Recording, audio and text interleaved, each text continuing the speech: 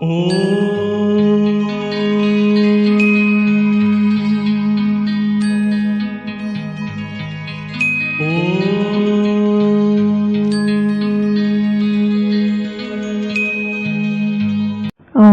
शांति। आज 15 मई 2024 बाबा के महावाक्य है। मीठे बच्चे, याद का आधार है प्यार।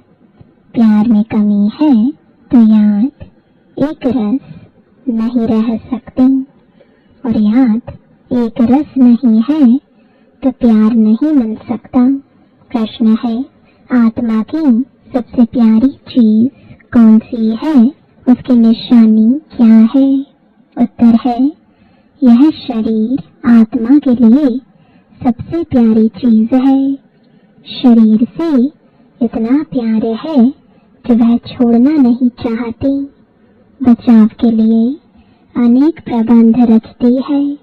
बाप कहते, बच्चे, यह तनु प्रधान चीची शरीर है। तुम्हें अब नया शरीर लेना है, इसलिए इस पुराने शरीर से ममत्व निकाल दो। इस शरीर का भान न रहे, यही है मंजिल। ओम शांति। रूहानी बाप रूहानी बच्चों को समझाते हैं। अब यह तो बच्चे जानते हैं कि दैवी स्वराज्य का उद्घाटन तो हो चुका है। अब तैयारी हो रही है वहां जाने लिए। जहाँ कोई शाखा खोलते हैं तो कोशिश की जाती है बड़े आदमी द्वारा ओपनिंग कराने की। बड़े आदमी को देख नीचे वाले ऑफिसर्स आदि सब आएंगे। समझो गवर्नर आएगा तो बड़े बड़े मिनिस्टर्स आदि आएंगे। अगर कलेक्टर को तुम बुलाओ तो बड़े आदमी नहीं आएंगे। इसलिए कोशिश की जाती है बड़े से बड़ा कोई आए। किस न किस बहाने से अंदर आए तो तुम उनको रास्ता बताओ। बेहद के बाप से बेहद का वर्षा कैसे मिल रहा है? ऐसा कोई दूसरा मनुष्य नहीं जो जानता हो तुम ब्राह्मणों के सिवाय। ऐसे भी सीधा नहीं कहना है भगवान आया है।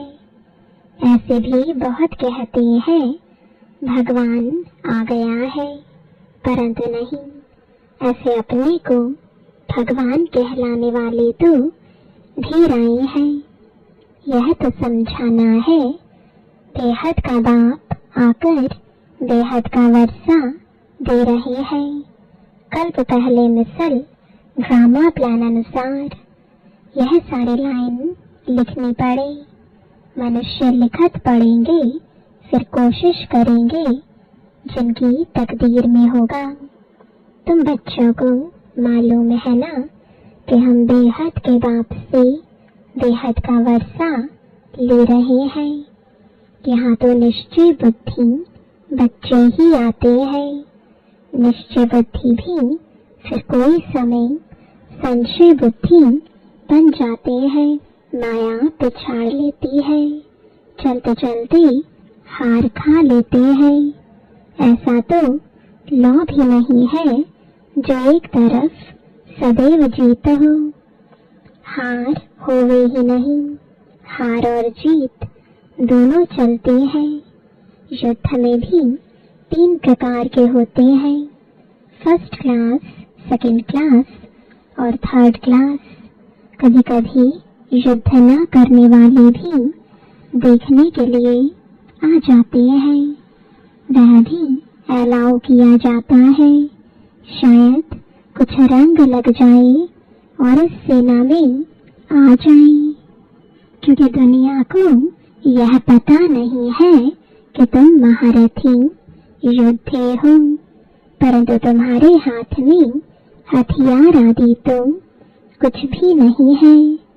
तुम्हारे हाथ में हथियार आदि शोभेंगे भी नहीं, परंतु बाप समझाते हैं ना, ज्ञान तलवार ज्ञान कटारी।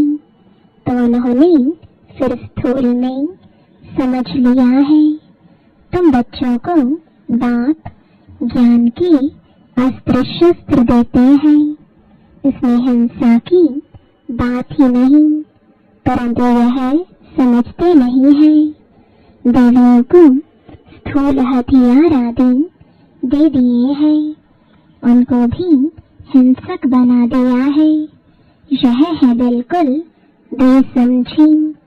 बाप अच्छी तरह जानते हैं कि कौन कौन फूल बनने वाले हैं। वह तो बाप खुद ही कहते हैं फूल आगे होने चाहिए। सर्टेन है यह फूल बनने वाले हैं। बाबा नाम नहीं लेते हैं, नहीं तो और कहेंगे हम कांटे बनेंगे क्या। बाबा पूछते हैं नर से नारायण कौन बनेंगे, तो सब हाथ उठाते हैं। ये तो खुद समझते हैं जो जास्ती सर्विस करते हैं वो बाप को भी याद करते हैं। बाप से प्यार है तो याद भी उनकी रहेगी। एक रस तो कोई भी याद कर नहीं सकेंगे, याद नहीं कर सकते, इसलिए प्यार नहीं। प्यारी चीज को तो बहुत याद किया जाता है। बच्चे प्यारे होते हैं तो माँ बाप गोदी में उठा लेते हैं। छोटे बच्चे भी फूल हैं। जैसे तुम बच्चों की दिल होती है शिव बाबा के पास जाए, वैसे छोटे बच्चे भी खींचते हैं। झट बच्चे को उठाए गोद में बिठाएंगे, प्यार करेंगे। यह बेहद का बाप तो बहुत प्यारा है। सभी शुभ मनोकामनाएं पूरी कर देते हैं। मनुष्यों को क्या चाहिए? एक तो चाहते हैं तंदुरुस्ती अच्छी हो, कभी बीमार ना हो। सबसे अच्छी है यह तंदुरुस्ती। तंदुरुस्ती अच्छी हो परंतु पैसे ना हो तो वह तंदुरुस्ती भी क्या काम की। फिर चाहिए धन जिससे सुख मिले। बाप कहते हैं तुमको हेल्थ और वेल्थ दोनों ही मिलनी है जरूर। यह कोई नई बात नहीं है, यह तो बहुत बहुत पुरानी बात है। तुम जब जब मिलेंगे तो ऐसे ही कहेंगे, बाकी ऐसा नहीं कहेंगे कि लाखों वर्ष हुए व पद्मों वर्ष हुए। नहीं, तुम जानते हो यह दुनिया नई कब होती है, पुरानी कब होती है। हम आत्माएं नई दुनिया में जाती हैं, फिर पुरानी में आती हैं। तुम्हारा नाम ही रखा है ऑलराउंडर। बाप ने समझाया है तुम ऑलराउंडर्स हो। पाठ बजाते बजाते अभी बहुत जन्मों के अंत में आकर पहुंचे हो। पहले पहले शुरू में तुम पाठ बजाने आते हो। वह है स्वीट साइलेंस होम। मनुष्य शांति के लिए कितना हैरान होते हैं। यह नहीं समझते कि हम शांति धाम में थे, फिर वहां से आए ही हो पाठ बजाने। पाठ पूरा हुआ, फिर हम जहाँ से आए हैं वहाँ जरूर जाएंगे। सभी शांति धाम से आते हैं। सभी का घर वह ब्रह्मलोक है, ब्रह्मांड, जहाँ सब आत्माएं रहती हैं। रुद्र को भी इतना बड़ा बनाते हैं। अंडे मिसल। उनको यह पता नहीं है कि आत्मा बिल्कुल छोटी है। कहते भी हैं स्टार मिसल है, फिर भी पूजा बड़े की ही होती है। तुम जानते हो इतनी छोटी बिंदी की तो पूजा हो नहीं सकती। फिर पूजा किसकी करें? तो बड़ा बनाते हैं, फिर पूजा करते हैं, दूध चढ़ाते हैं। वास्तव में तो वह शिव है अभोक्ता। फिर उनको दूध क्यों चढ़ाते हैं? दूध पिए तो फिर भोक्ता हो गया।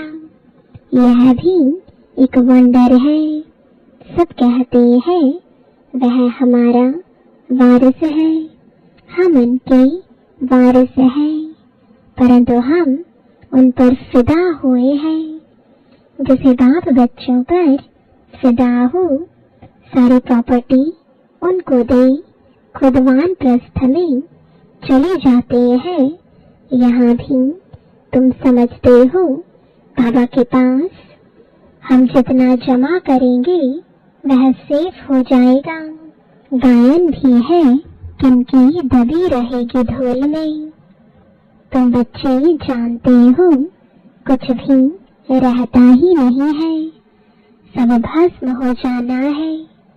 ऐसे भी नहीं है, समझो एरोप्लेन गिरते हैं, विनाश होता है तो चोरों को माल मिलता है, लेकिन चोर आदि खुद भी खत्म हो जाएंगे। उस समय चोरी आदि भी बंद हो जाती है।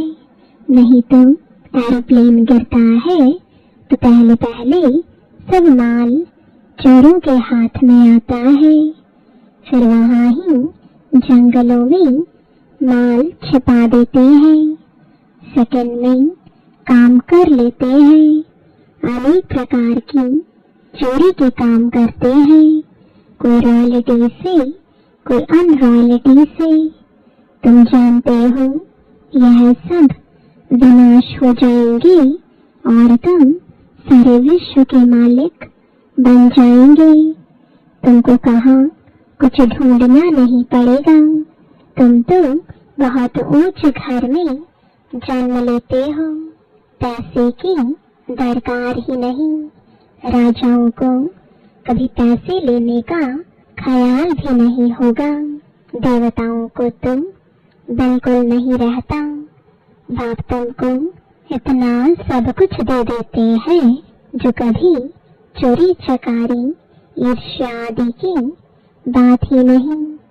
तुम बिल्कुल फूल बन जाते हो, कांटे और फूल है ना। यहाँ सब कांटे ही कांटे हैं, जो विकार के सिवाय रह नहीं सकते तो उनको जरूर कांटा ही कहना पड़े। राजा से लेकर सब कांटे हैं। तब बाबा कहते हैं मैं तुमको इन लक्ष्मी नारायण जैसा बनाता हूँ, अर्थात राजाओं का भी राजा बनाता हूँ। यह कांटे फूलों के आगे जाकर माथा झुकाते हैं। यह लक्ष्मी नारायण तो समझदार है ना। यह भी बाप ने समझाया है। सतयुग वालों को महाराजा, त्रेता वालों को राजा कहा जाता है। बड़े आदमी को कहेंगे महाराजा, छोटी आमदनी वाले को राजा कहेंगे। महाराजा की दरबार पहले होगी। मर्तबे तो होते हैं ना, कुर्सियां भी नंबरवार मिलेंगी।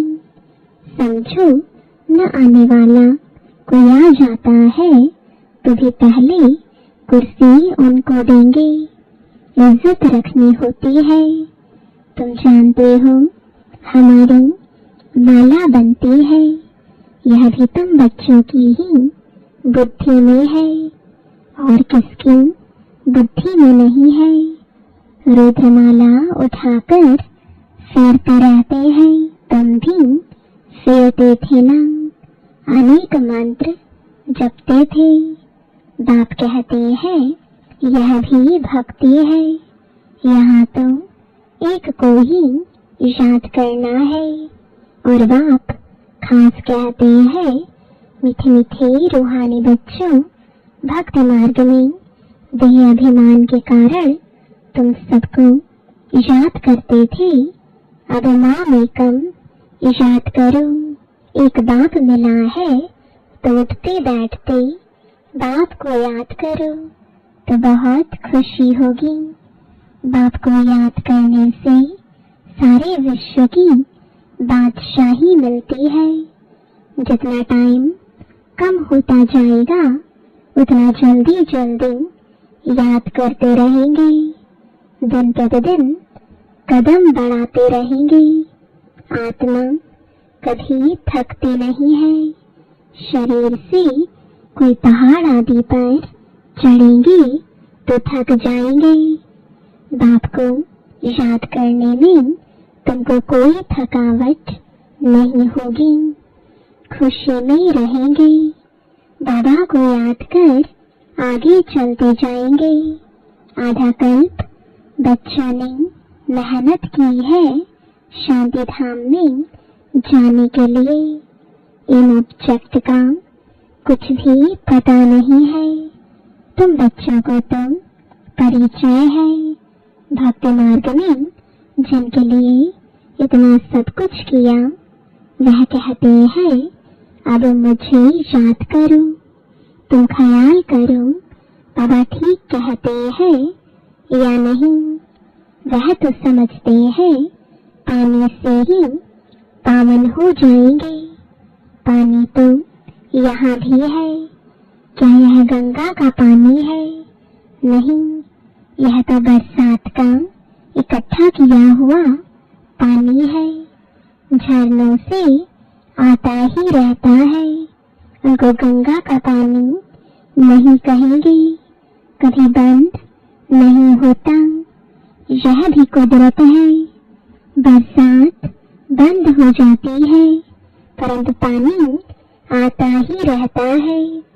वैष्णव लोग हमेशा कुएं का पानी पीते हैं। एक तरफ समझते हैं यह पवित्र है, दूसरी तरफ फिर पतित से पावन बनने के लिए गंगा में स्नान करने जाते हैं। इसे तो अज्ञान ही कहेंगे। बरसात का पानी तो अच्छा ही होता है। यह भी ड्रामा की कुदरत कहा जाता है। खुदाई नेचुरल कुदरत। बीज कितना छोटा है, उनसे झाड़ कितना बड़ा निकलता है। यह भी जानते हो। धरती कलराठी हो जाती है तो फिर उनमें ताकत नहीं रहती, स्वाद नहीं रहता है।